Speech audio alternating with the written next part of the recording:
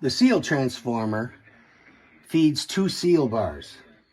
They are wired in series, which means the wire goes out into this bar.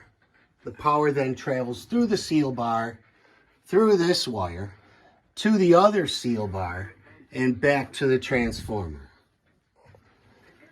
You put 220 volts in, right at this black and white.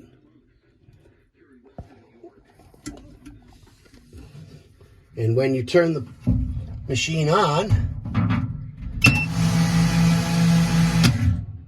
now it's time to seal. You get 204 volts, and you got power to the transformer.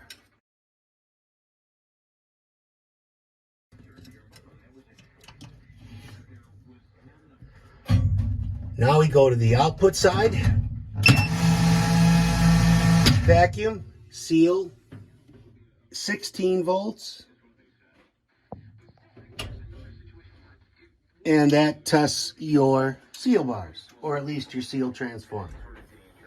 You could always have a bad connection on one of these seal cylinders, or the wire, one wire on the seal bar is broken. That would